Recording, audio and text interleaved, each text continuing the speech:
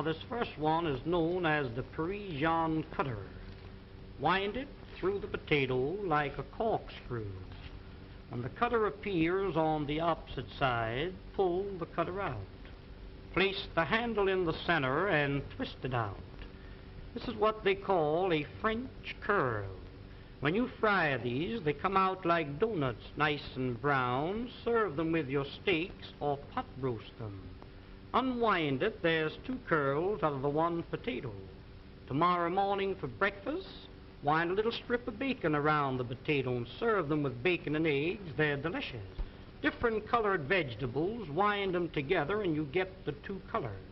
Here's a little trick cut. Split the curl halfway through the center. If you're making a shrimp salad and you happen to run short of shrimp, mix these in with the regular shrimp. Upon my word, you couldn't tell the difference until you start to eat 'em. Now the rest of the potato, you stuff it. We'll call this a little chicken. We'll call this here some hamburger. You might have a little meat that's been laying in the ice box for a few days. Chop the meat up fine, season it highly, stuff it into the center of the potato and bake them with the skins on. When they're done, cut them in 2. Serve them on the half shell, just like that. Serve them in slices when company calls. The more company you have, the thinner you cut the slices. If your mother-in-law calls, give her a beak piece like that. Now the second tool in the set is known as the garnishing knife. Everything you cut with this must come out fancy. Watch this, please. You cut down, you turn the potato, and then you cut through the edge. First one way and then the other. Sweet potatoes cut like this, drop them into a little batter of pancake flour and fry them. When they're golden brown, sprinkle molasses on them. Serve them with strips of bacon for breakfast. Why, they're delicious. Here's beets, you pickle them, and carrots, you steam or cream them. In making the original French fried potato, cut them in thick slices. Put them one on top of each other. Cross-cut the slices, and you'll never eat a French fry any other way. The potatoes cut like this will not absorb the fat because they're garnished around. Pineapples cut for your pineapple and cheese salad, cut them the same way. Here is one, and this is a dandy. Cuts any thickness or any size. Open it for a thick slice, close to the top for a thin slice. Saratoga chips, you can make them for 3 or 4 pennies a pound. Just pull the blade towards you like this. If you want the slices thicker than this, open the blade, there's a thick slice. Shoestrings for your Friday fish dinner, cut them down like this. Chop them up for your vegetable soup. What this knife is really intended for is for cutting the cabbage. You know the old-fashioned board, how you rip and tear, sometimes nipping the ends off your fingers. Lay it flat and pull it lightly towards you over the cabbage. The weight of the knife across the cabbage is all that's necessary. Why, ladies, when you get slaw cut as fine as this, you'll certainly appreciate eating it. The crowning feature of the set is the cutter that I'm going to show you now. This is known as the Champion Vegetable Mincing Knife and Noodle Cutter. Now, when you want to make some real fine noodles at home, you roll the dough out like this. Dip this into a little flour so it doesn't stick to the dough, and as you roll it over the dough, that will cut the noodles in long strips, 10 at a time. Did you ever try to chop up a little nuts for cake? Why, I've seen ladies chop nuts and the nuts land up on the ceiling. Sometimes you chop the ends off your fingers. When you want to chop up a little nuts for cake, cooked meat, clams for chowder, soup greens to throw into your soup, making a little pepper or chicken hash is just a few strokes rolling it up and down. Why, here is without a doubt the meanest thing in the world to cut parsley. Put that in a grinder, you really grind it too fine. This machine, instead of crushing the parsley, cuts it quick, clean, and dry, leaving every bit of the juice and every bit of the flavor. Now, to clean this machine, you press the button. Rinse it out in a little water. When you're through using it, hang it up and let it dry. Here's one here that every lady should have in her home, known as the Parisian scoop. You lay it flat, once to the right, once to the left. When you scoop them out, you'll get a perfect round little ball. You can pot roast these, cut them out of cheese or cut them out of butter. When you're serving a fruit cocktail in the summertime, take your fresh cantaloupe, scoop them out like this, mix them with apples, pears, and watermelons, makes a delicious fruit cocktail served with a little cracked ice like you see here. But here's a tool, ladies, if you ever do get it, you'll thank the day you've seen this demonstration. When you press, it locks. It's like a pair of human hands. Reach in the oven and take the biscuits out of the oven. Ever take the hot potatoes out of the oven and burn yourself on the elbow?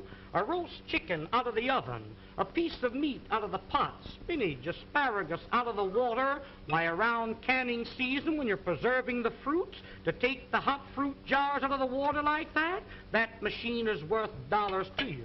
And here's another one that I really know you'll enjoy having in your kitchen, known as the safety grater. No doubt you're familiar with the old-fashioned grater. I've seen ladies take a grater and rip the knuckles off. When you want to grate up potatoes for delicious potato pancakes, this has a smooth, flat edge, impossible to cut yourself. Just like you were washing clothes, you rub it up and down, and you really grate your vegetables real fine, retaining all the flavors and all the juices. Breadcrumbs for when you're serving veal cutlets or anything like that. You want a little breadcrumbs to fry your fish in? Why, there's the greatest proposition in the world. Use that for coconut, cheese, or horseradish. When you're through with it, just hit it down like that. That knocks all the food out. Rinse it out in a little water and hang it up and let it dry. Now, here is a stone made of carborundum and sapphire quartz, which is made purposely to keep these knives sharp. When they get dull, a few strokes over the edge like this, and you can put a keen cutting edge on it. If you have a dull knife or a dull pair of scissors, an old sickle or a scythe, a lawnmower, cleaver, an axe, there's a tool that will really put an edge on the knife, so the knife will really cut for you. I just want to give you an idea of how sharp that knife really is when you sharpen it with that stone. Ladies, I've seen some of you try to open up cans. Now, there's a can of Campbell's baked beans. I've seen ladies open up a can and you poke a hole in it, go round the top, hippity-hop, and your finger slips. Let me show you a real proposition. Look, lay it on the can, lift up the safety, and turn the key. That locks itself on the can. No harder than you were winding up your watch. Wind up the key and that'll cut the top off of the can slick and smooth.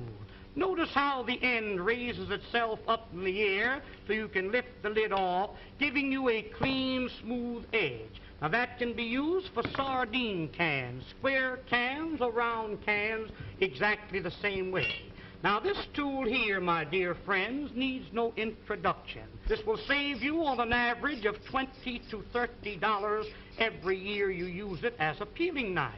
Here's a grater for cheese, coconut, or horseradish, a fish scaler for scaling your fish, and when you're coring your apple, it's just a slight twist of the wrist, and there's the apple core. There's one more tool that I want you to see, and I want you to watch this one very closely. Many a times when you're baking a pie, you have a pudding in the oven. I've seen ladies wrap a towel around your hand, and many a times you burn your fingers. Hook this onto the pot like this and lift the hot pots off the top of the stove. You've got a pie pan in the oven. Get a hold of the pie pan like this. Why, you couldn't get it off with a team of horses. This will positively lift 100 pounds. There's a pail of water weighs 50 or 60 pounds. That's the way you pick it up.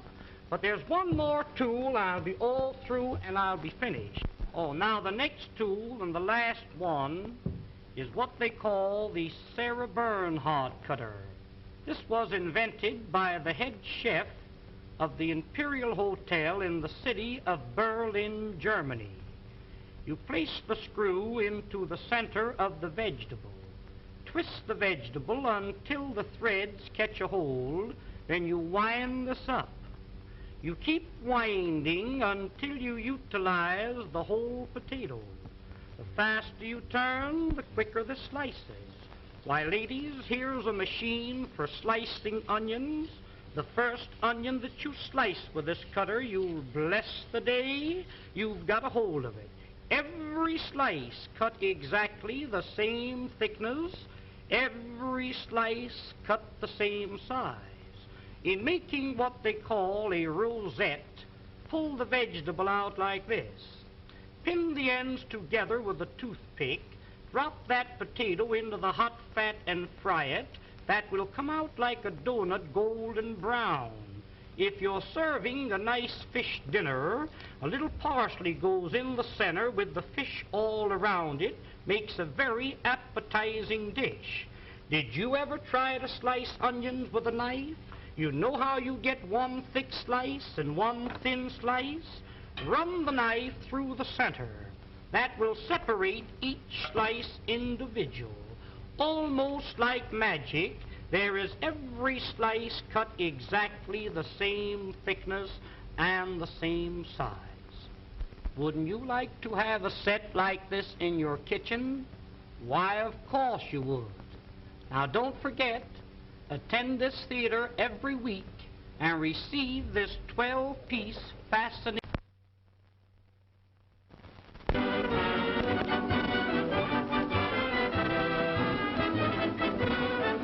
Ladies and gentlemen, the management of this theater takes great pleasure in making this announcement. To each lady attending this theater each week will receive absolutely free a fascinating 12-piece kitchen cutlery set, one piece each time. It is really interesting and amazing to know how you can prepare your meals in an appetizing and pleasing manner.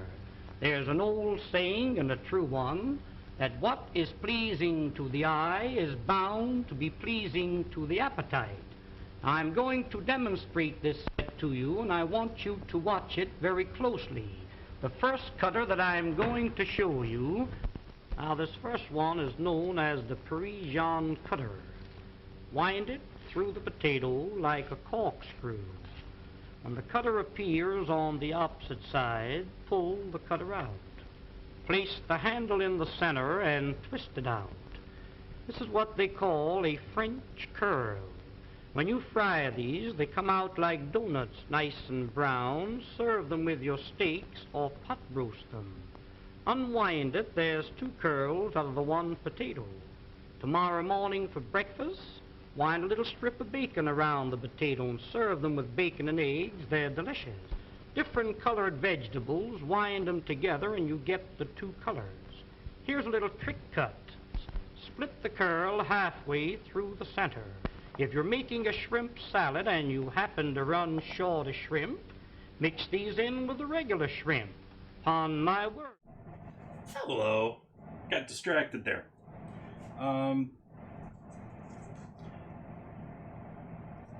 Gonna be continuing on with everything else that started yesterday. We have the brine top round, which I'm gonna take and rinse out here, and we have all the meat for jerky here, and we have our Rillettes that are currently cooling down here, now looking a bit nicer. I took the hawk bone that I threw in there out this morning. I added bay leaves, a bunch of black pepper, and some thyme leaves. I'm going to pull the bay leaves. I know there's two of them in here. The other one I'm going to have to find. And that'll just get packed in jars. Make sure that there's a nice fat cap on top of each of the jars.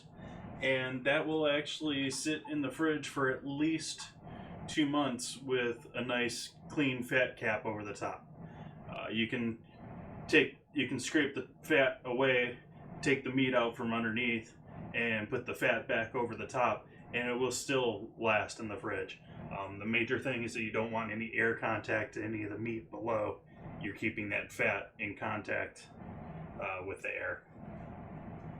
So that's preservation technique we're using there. So this is going to last me quite a while of snacking and other stuff for here in the future. Same thing here with the jerky. I mean, this is the only way I can really make this amount of meat work for myself. And so, start by, I've got a dehydrator. I've got an Excalibur dehydrator if you want to look that up online. It's a 9-rack one. Nice.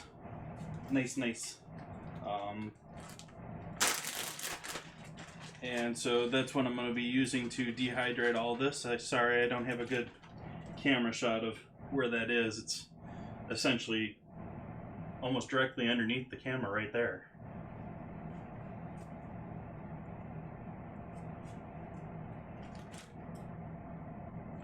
I'm just taking the individual pieces of beef here that I marinated yesterday's stream with soy, Worcestershire. What else did I throw in there? I threw in some onion and garlic powder, which I'm smelling right now. There's some probably some ancho chili powder in there.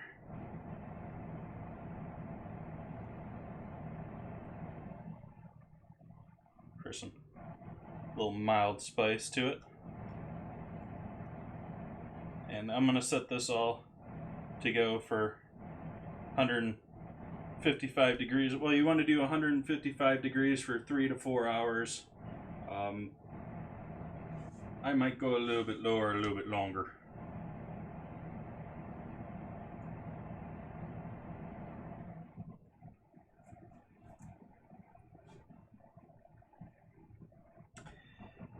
Continuing with the hats, they're create mode if you're still hanging around. Absolutely, they wear cooking hats and toques. I had to wear one through all of culinary school, and I had to wear one, I believe, or no, that was probably baseball caps when I was at the Biltmore.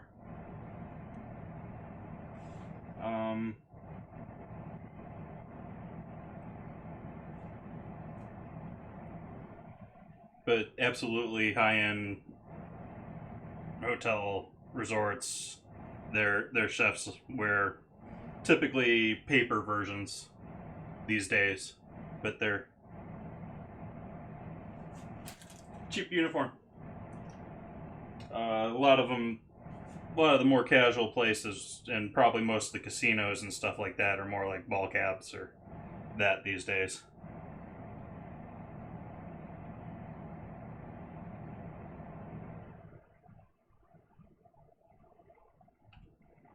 There's a lot of things that are status symbol with the uniform with chefs. I don't really think of the hat so much as one. There are parts to the hat that are a status symbol, but not it itself. I think of, there's also the neckerchief, which is essentially a tie made out of a bandana around your neck it's tied like a tie, but it doesn't have any length to it. Just puts like a ball on your neck.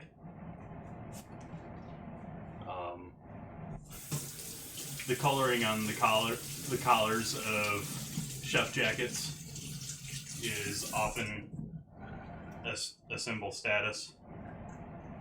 A lot of very militaristic ties to that, to culinary world in that sense. So I'm going to go ahead and slide these in once I finish each of them into the rack here.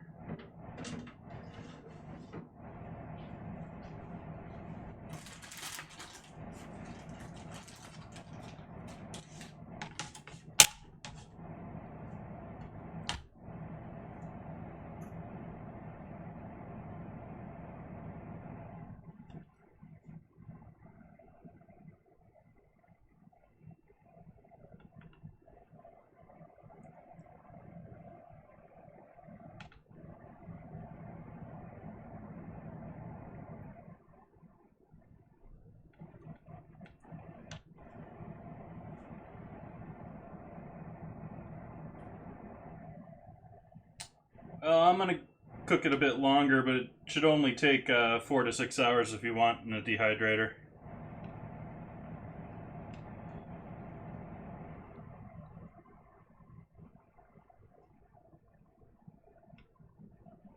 Around this one has temperature settings, so I'm going to be setting it around 150, 155.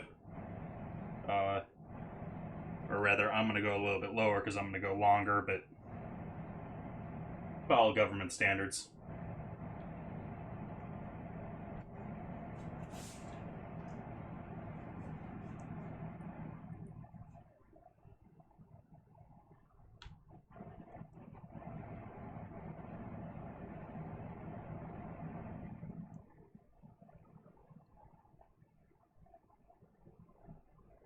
So this is all broken down if you didn't catch yesterday's stream from the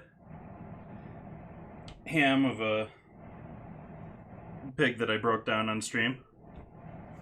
I still have another whole ham to break down that's in the freezer. And so I took the more leaner cuts here. That's a pretty big cut there. I almost feel like cutting that one in half.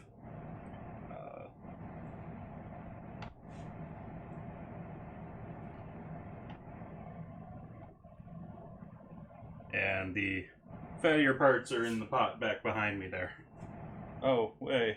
Why don't we give you a look at what all I'm doing here.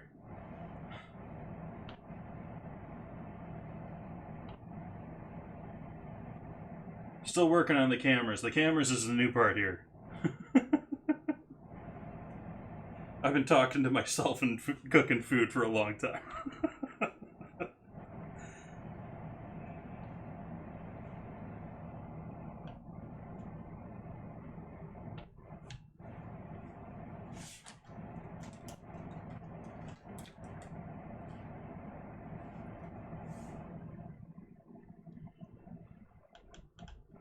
Thank you. It's really only my second time doing jerky, so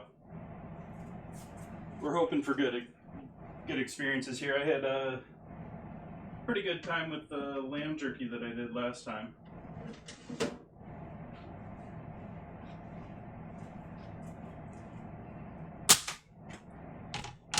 Biggest problem is I put I think a bit too much green onion on it. Meat puzzle, yes. Meat Tetris.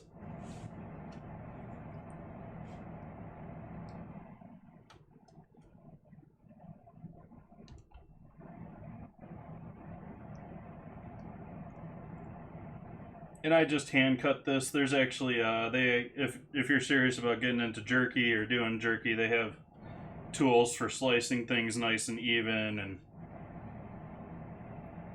suggestions of having it half frozen, which I sort of did anyways. Makes it all so you can cut more uniform cuts, and so it dehydrates all at the same level because it's all the same thickness.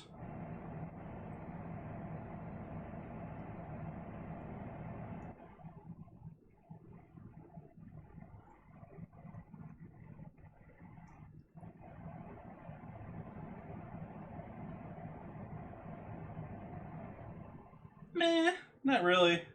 Especially not by like I was talking about restaurant, hotel, banquet services, that sort of stuff. This is nothing compared to, flank steak for several hundred.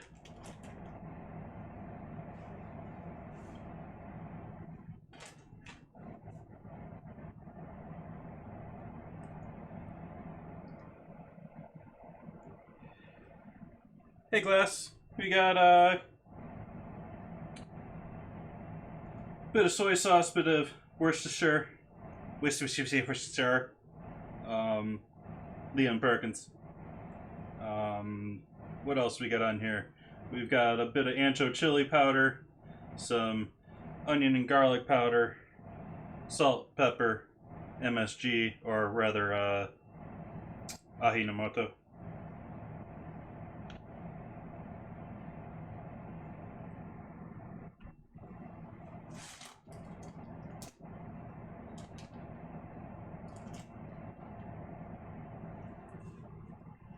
Yeah, I was just saying here, it's only really my second foyer into making jerky. So, hopefully this turns out pretty good. It's a pretty basic, simple recipe.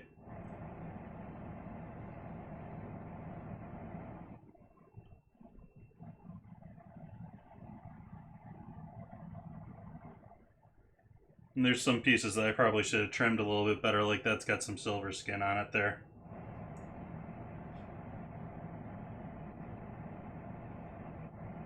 Which will probably be tough.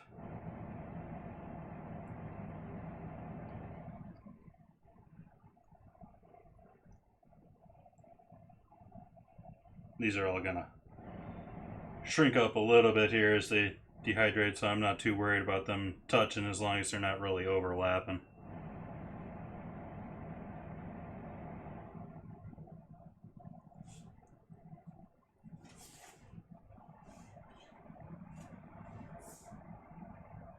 Yeah, overnight, which is about the longest I would want to do this for.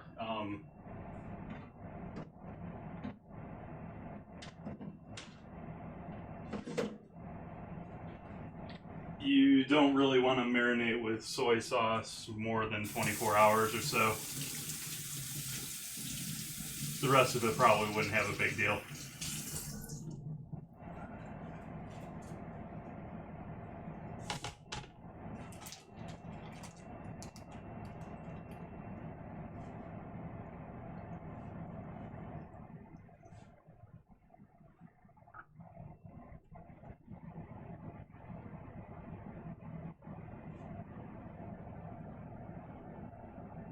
Same thing with the brine that I've got the top round in over here.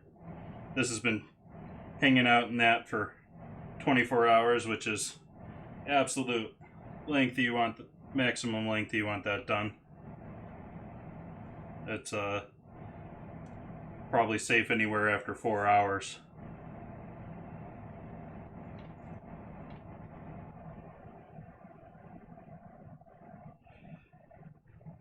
Yeah, soy will break things down a bit more than some other things.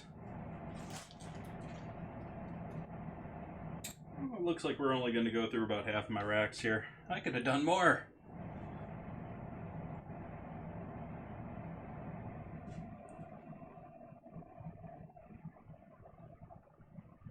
I haven't been using my dehydrator enough. I need to use it more. I'm going to start hopefully buying some stuff to dry as far as fruit and that this summer. See if I can't find some deals here. I don't know if I want to throw this piece in there. Yeah, that's got too much connective junk in it.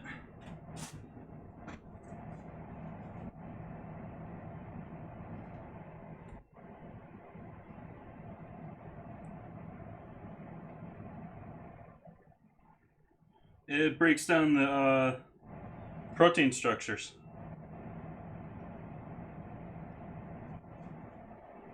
It's essentially like salt in it. It's like curing it to a certain degree.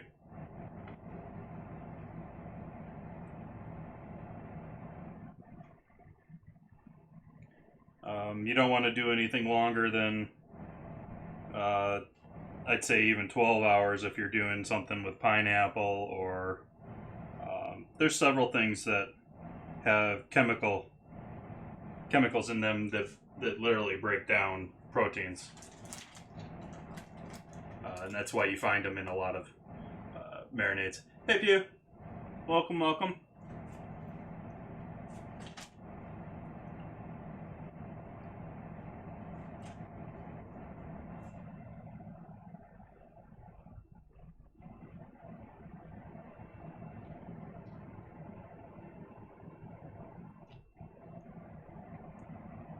Trying to think of a couple of others. I know they're out there. I just can't think of them right now. But the acids, along with and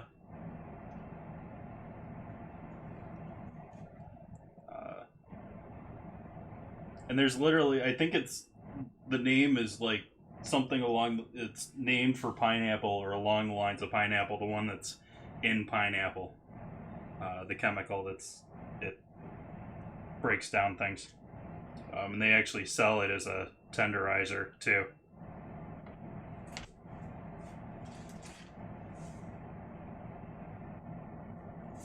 Welcome, Yercy. I am just continuing on from yesterday. We've got jerky that I'm starting, so we'll see the results of that tomorrow's stream. Got the Rillettes back here that I'm going to be jarring up here in a moment once I finish this last little... let's see what we got left here. It's like 2 pieces. I didn't look at this.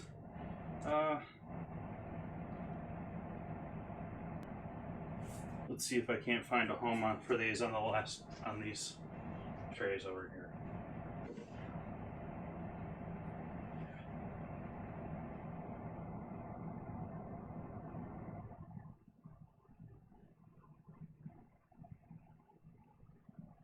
Hi there.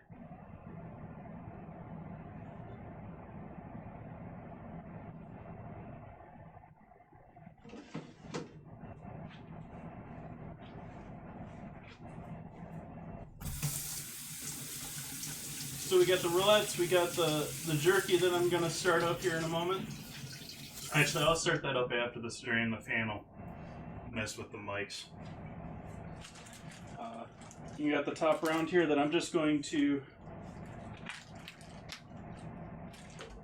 So this has been in...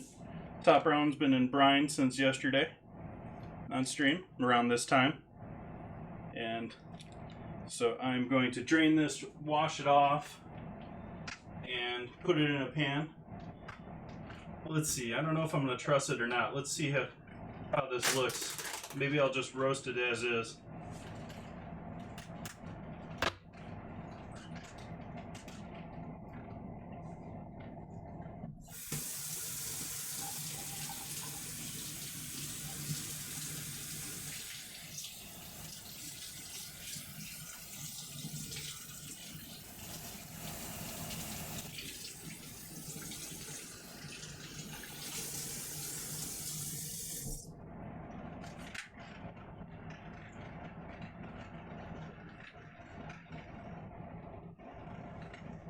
I think I am going to try and tie that together. Yeah, that's going to tie nice and a little bit round here.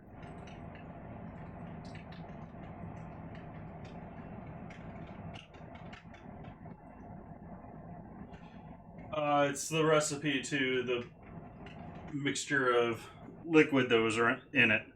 It was, I believe, a quart of water to a 1/4 cup of salt. So a lot of salt. And I added more sugar than typical. I added another 1/4 cup of sugar on top of that.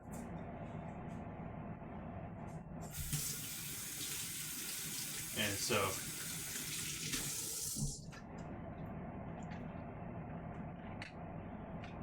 And then you don't want to leave it in there for more than 24 hours.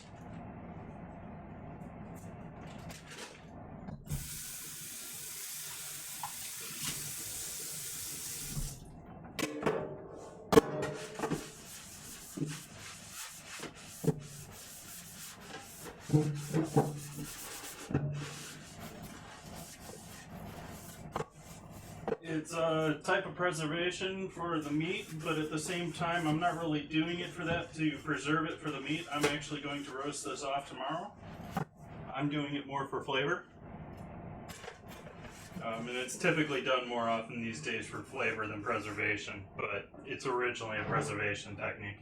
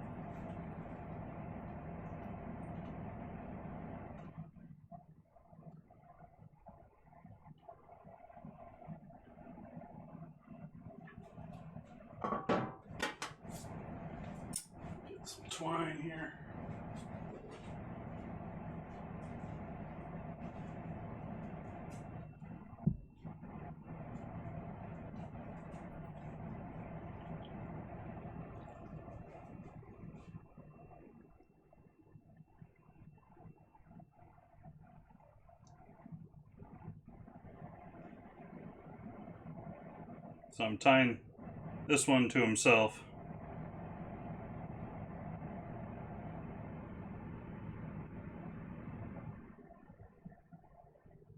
Essentially creating a pulley here. So that when I pull that way, slide it back this way, continue to just cinch it tighter and tighter.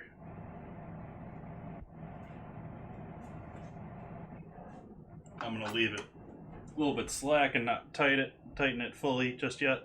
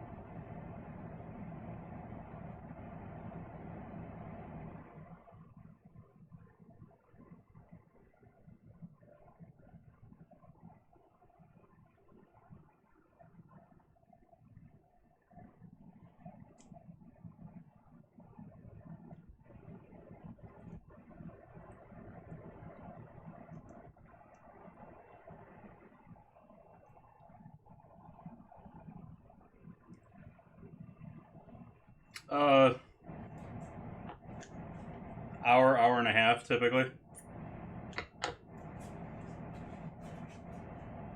Can be much shorter. It's just how I operate.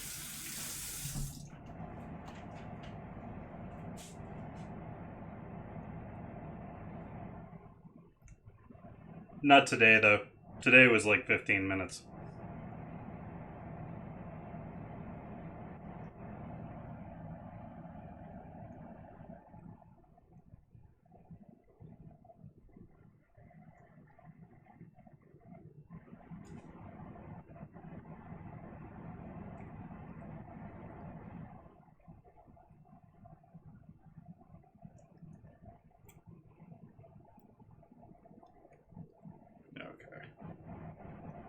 That one I'm going to tie, because that one's tight enough for me, I guess.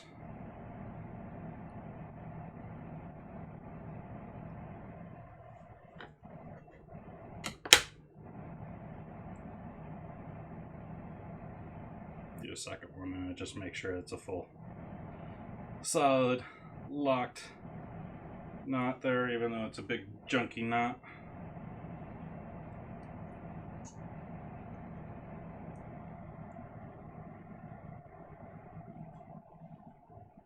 Also keep in mind we're looking at the bottom of this roast right now.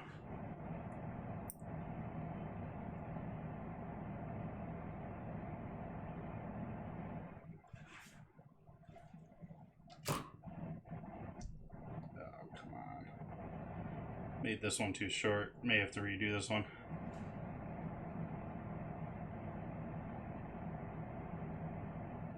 Can I fish it back through? No.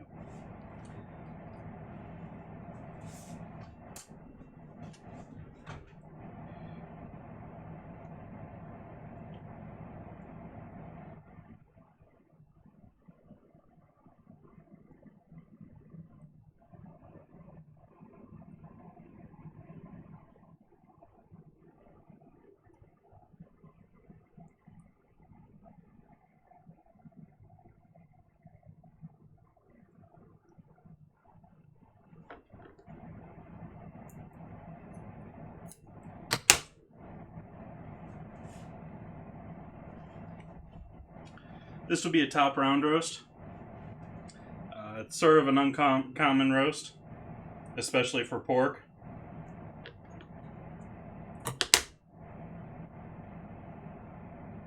But you can find it out there.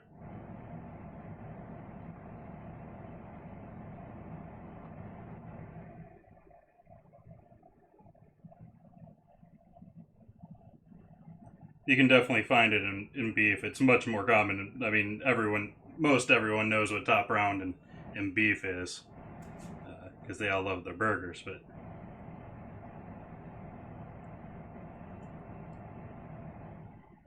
that's essentially the same piece here in pork. It's the inner part to the leg of the thigh.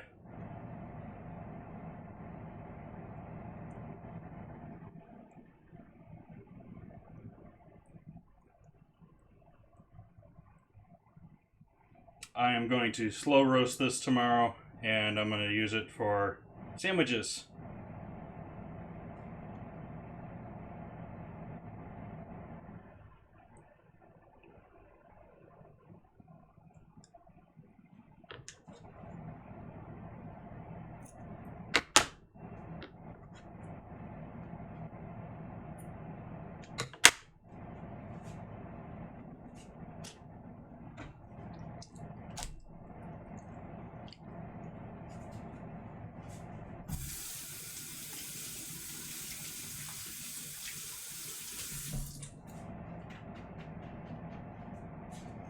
And I believe it's actually the butcher and not me that got that skin lost here. But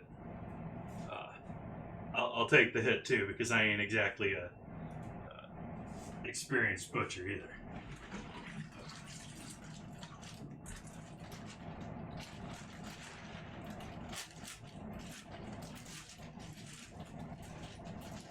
Essentially, it's more or less connecting yesterday's stream and Sunday's stream.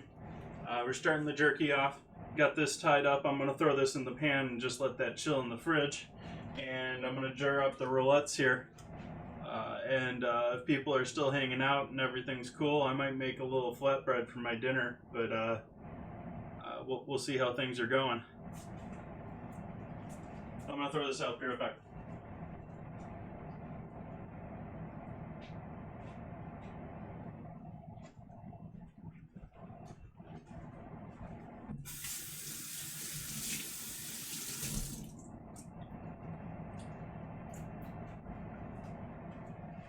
So, no cover, no nothing, just want to let this actually continue to dry on the exterior out overnight with the refrigerator fan drying that off.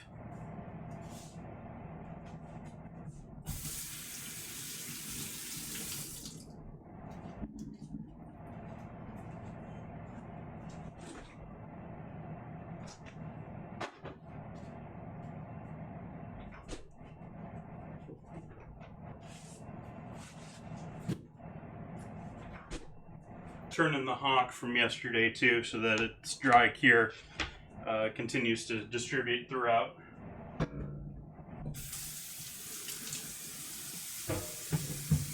Quick rinse up on the board here.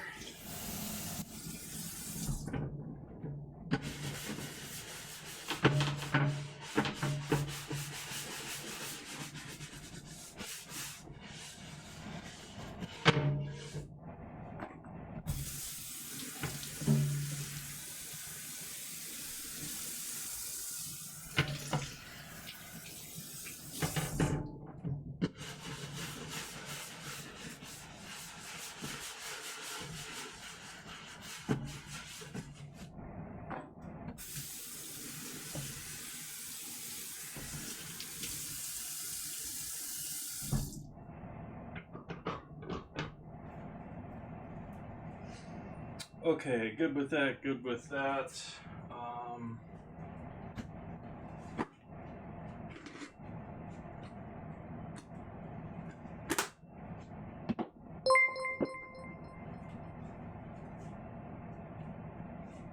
Wow!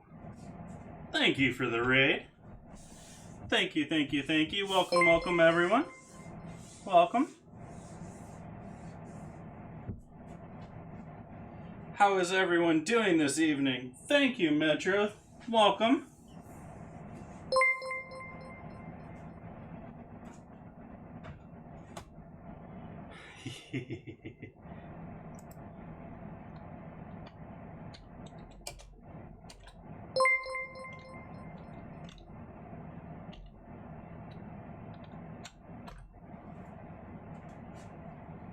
You guys aren't following that wonderful man, go and give him a follow.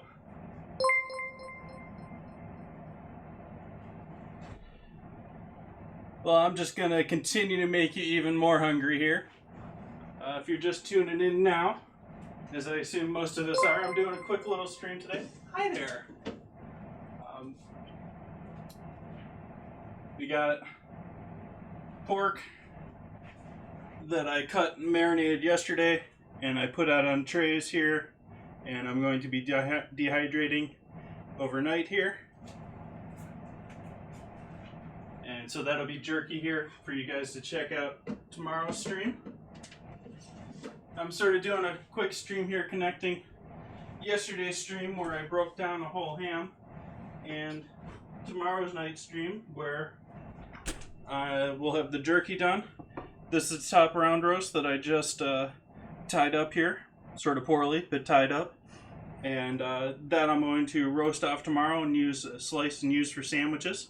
I'm going to let that, I brined it for the last 24 hours, and the next 24 hours I'm going to allow it to air dry in the fridge so the exterior gets nice and dry. And lastly, we have our Rillettes here that I've had cooking on the stove for the last 24 hours or so, on and off.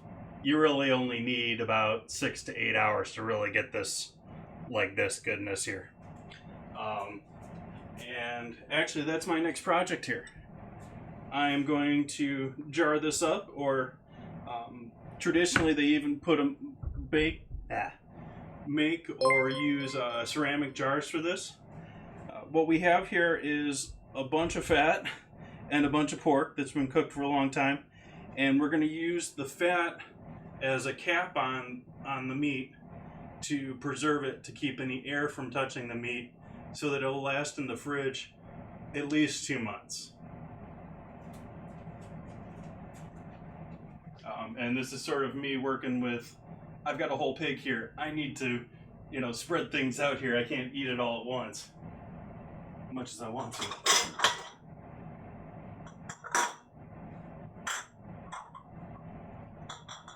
I don't know how many jars I'm going to need for this. Let's grab 4 of them. And these are brand new, guys. We're not doing sterilized preserved jars here. You don't really, they're brand new, so they're nice and clean. But don't want to be working with dirty stuff, but you don't have to go to the full step of jarring here, even though I'm using jars, is what I'm getting at.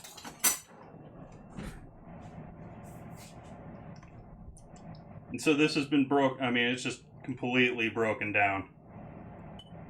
And so this is going to be, it's looking sort of like meat, and it's still somewhat connected to here. But once it's in the jar and cooled down, this is going to be spreadable almost like pate.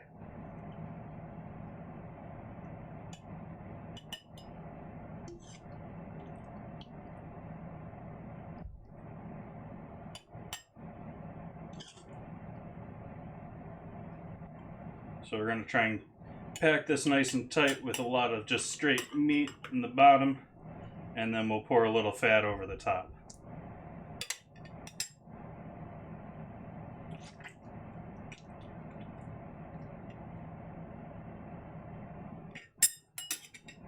Which may even not need with just pushing it down here.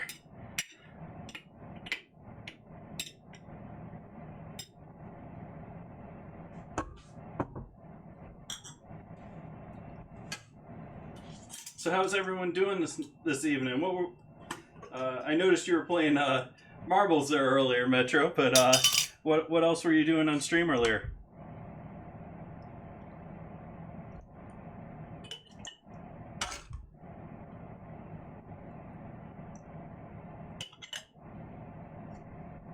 Yeah, I was looking at that.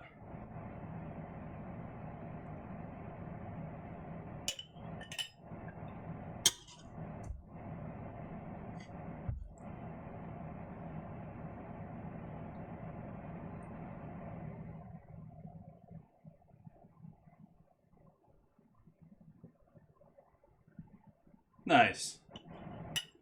Yeah, I think a number of streamers here on Twitch are using that as sort of their contests and reward system and using the points off of that.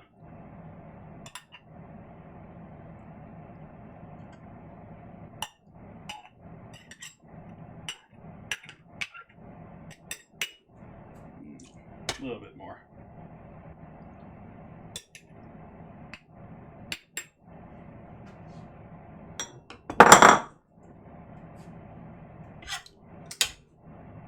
What we also have here is essentially the homemade edition of Spam.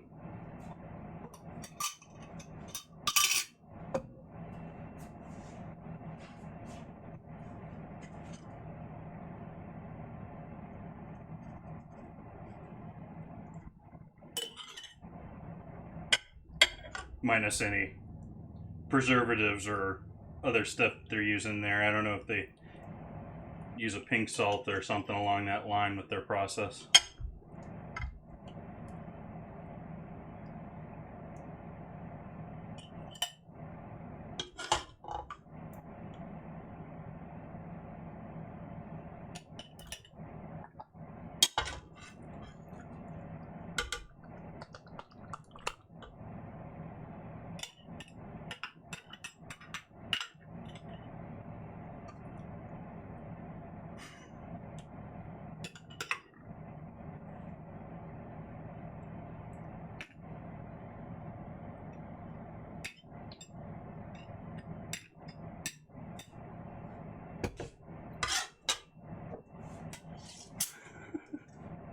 Everyone's favorite word.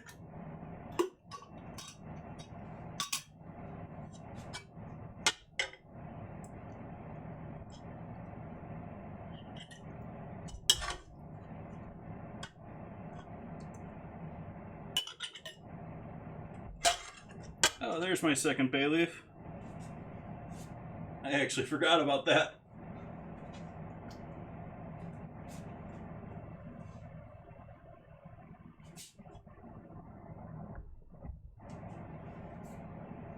Hi, Rhino. No, you don't need to, this is essentially, the same as, potted meat or, the similar things. I was actually, saying, this is also typically stored in ceramic jars. And the preservation technique here is more that we're keeping a layer of fat over the top to keep any air away from the meat below, or the meat and fat below, after having been cooked for a very long time. And as I was saying, this is still looking like it's still chunks of meat as it is right here. But if I were to chomp down on any of that, or in the case of this, I'm probably going to take a knife to it, spread it like pate, it's going to break apart. It's going to be smoother. It's still going to have the like meat threads to it, but it's soft.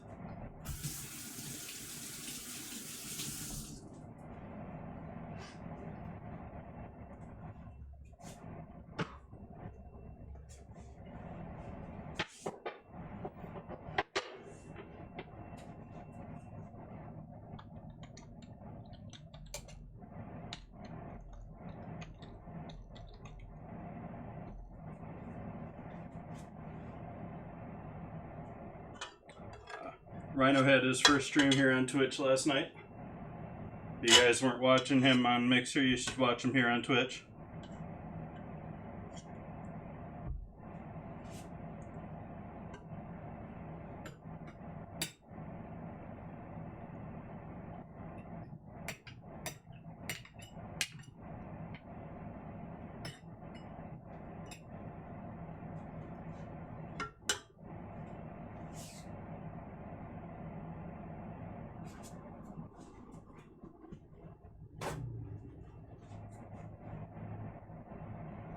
Absolutely.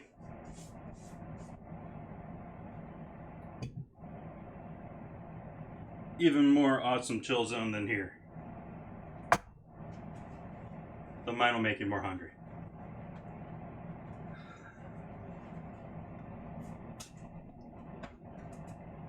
Looks like I need another jar here. I don't know if I'm going to fill up that last jar though. Maybe grab a smaller one if I can find one.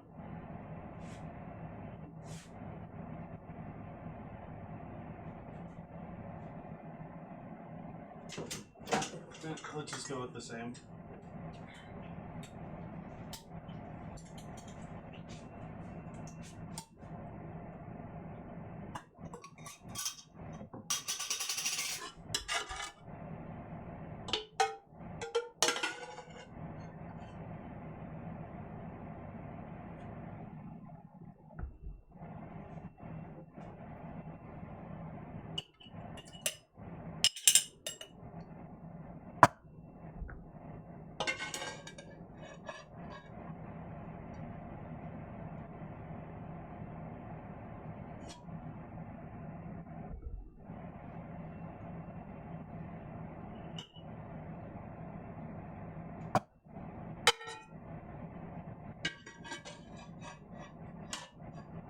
I have a feeling this last jar may be my dinner tonight.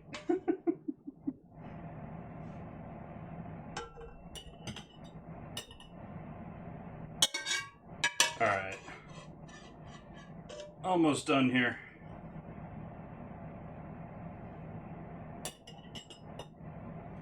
And pour a little bit of this fat over the top of these other guys here.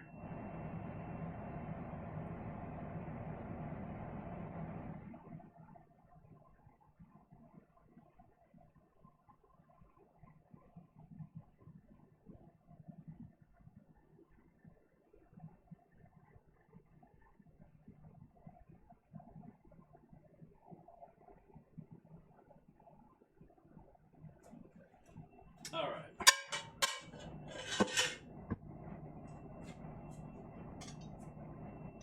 And I'll just loosely jar these tonight and throw them in the fridge. Yeah, they're cool enough that I don't have to worry about them.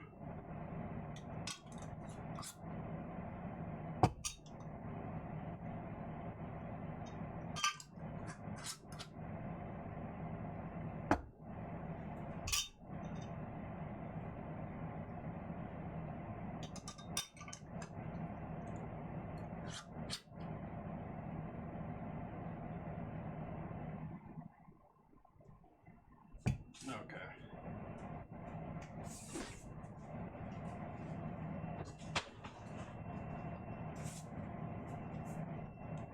And I will show you these guys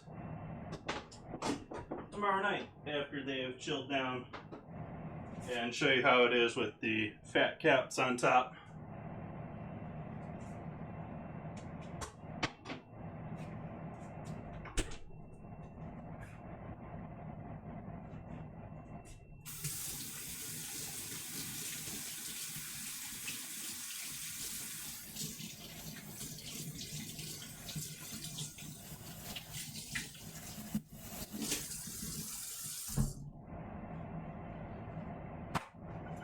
Didn't turn my fan on, I'm sweating here.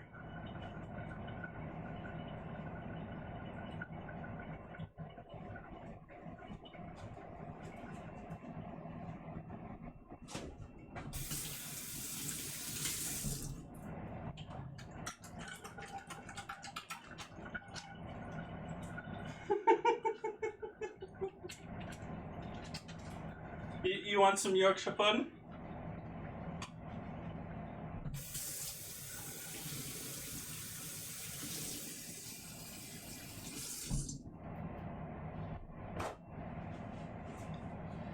Okay, so we're done with that.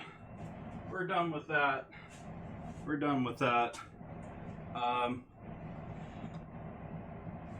I've done flatbread on stream tonight, but I'm gonna have some flatbread with this little bit of pork here. I want to let this chill down in the fridge so it's more spreadable. I just wanted to do a little stream here tonight and say hello to everyone. And thank you all for joining me, and thank you, Metro, for the raid tonight. That was wonderful. Let me see who's out here that I can pass you wonderful people off to continue enjoying your evening.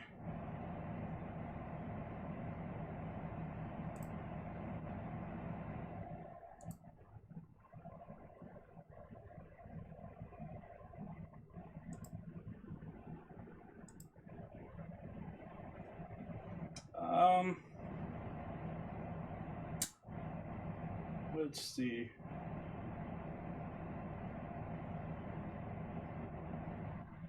Why don't we go say hello to Miss Molly Makes? If you guys aren't familiar, Miss Molly Makes is does all sorts of lovely food stuff here on Twitch. I will let you guys go hang out with her, and hopefully you all have a lovely evening.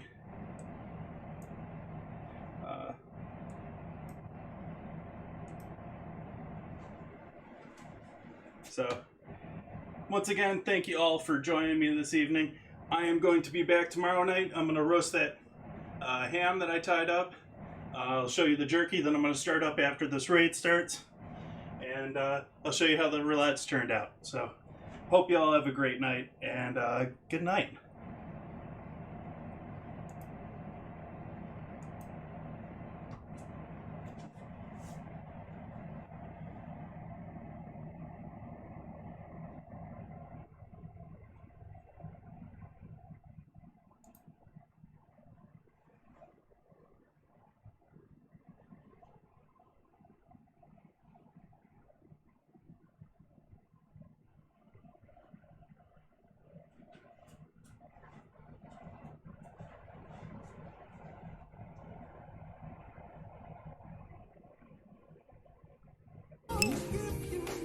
Happy 4th of July for some of you. Welcome in.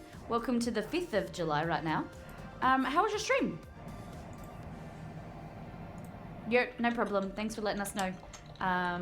We appreciate the respect for the community. I appreciate that.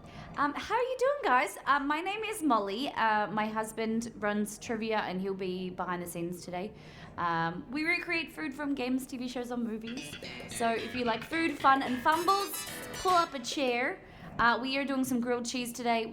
I'm just talking about making some focaccia.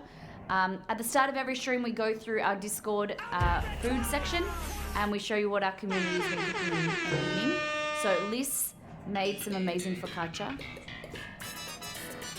Look at that. Vmond, yeah, that would be good. One day I'll be able to transport it to you.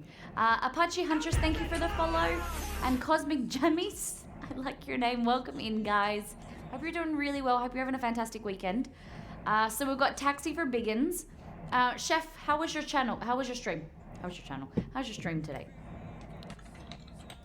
Even the non-Americans are doing it, so we have a soundboard that you guys can play a song. Yalith is getting into it. She's giving Canadian love. Mama S, welcome in. Oh, Taxi. So this is mustard and herb grilled chicken on roast cabbage seasoned with roast potatoes and carrot. Second picture of leftover as hash. Look at that. Ooh. Look at those. Oh, those potatoes look amazing. And then this is the hash. It's like bubble and squeak kind of. Oh no, it is actual hash. Yes, very nice. Beautiful photos, as always. Our man, Aussie Q, he has amazing Instagram if you want to watch his Instagram. It's all about smoking and grilling, and it's really, really nice. Did a quick stream, made a bit of pork jerky, so dehydrated. Very nice.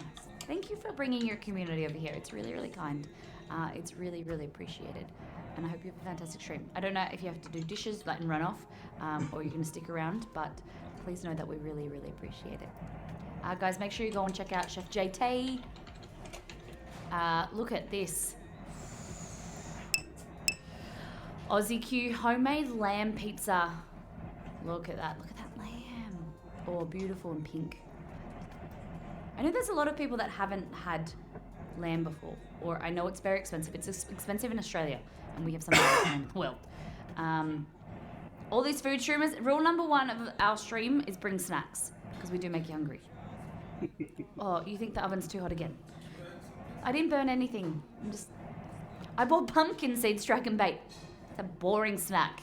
Go and get something else. Pumpkin seeds? You can do better than that. Shaming your pumpkin seeds. I'm a terrible person. That is why hubby is making poutine. Definitely. Yeah, let's go poutine. The oven is preheating. Yurt bought gin. What kind of gin have you got yet?